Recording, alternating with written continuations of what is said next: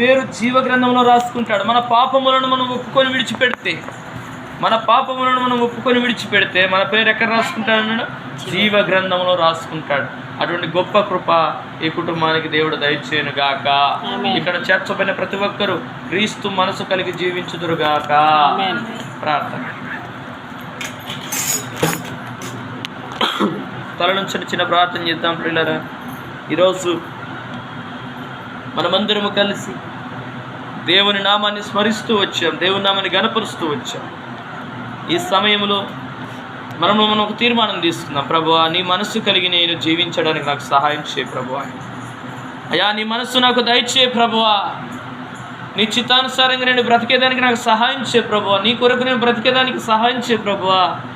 నీ రాజ్యానికి నేను చేరేటట్టుగా ఈ భూలోకంలో అయ్యా నీ కొరకు నేను పరిశుద్ధంగా జీవించడానికి నాకు సహాయం చేయ ప్రభువా. ఒక ప్రార్థన చేస్తావా నాన్న?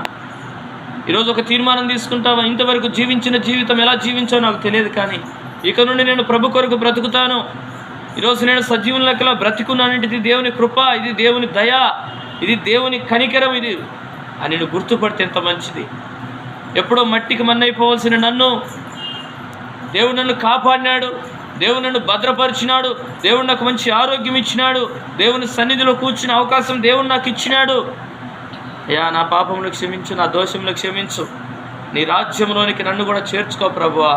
నీ పరిశుద్ధ పట్టణంలోనికి నన్ను కూడా చేర్చుకో ప్రభువా. జీవగ్రంథం నా పేరు కూడా రాసుకో ప్రభువా.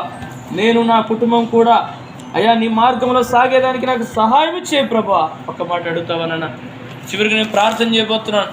ఈరోజు నుండి నేను ప్రభుని నమ్ముకుంటాను, ప్రభు కొరకు బ్రతుకుతాను, ప్రభు కొరకు నేను జీవిస్తానన్న వారు ఎవరన్నా ఉన్నట్లయితే మీ కుడి స్థలాల పైకి చూపిస్తే మీ గురించి నేను ప్రార్థన చేస్తాను.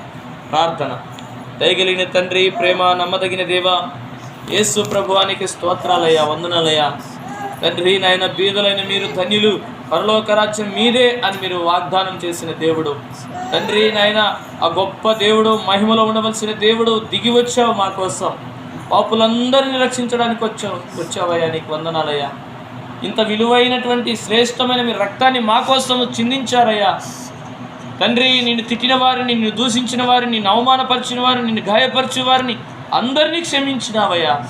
నీకు వందనాలు, స్తోత్రాలు ప్రభువా. మా పాపములను కూడా క్షమించి తండ్రి నీ రాజ్యంలోనికి మమ్మల్ని కూడా చేర్చుకోవడానికి వచ్చిన దేవానికి స్తోత్రాలయ్యా. మా పేరులో జీవ గ్రంథంలో రాసుకొని ప్రభువానైనా మోక్ష మార్గాన్ని మాకు ఇవ్వడం కోసం సిద్ధపరిచినందుకు స్తోత్రాలయ్యా. అయ్యా, ఇక్కడ చేర్చబడిన ప్రతి బిడ్డను దర్శించండి అయ్యా. ఇది మొదలుకొని నీ కొరకు బ్రతకాలని ఒక తీర్మానం తీసుకున్న వారిని స్థిరపరచండి అయ్యా.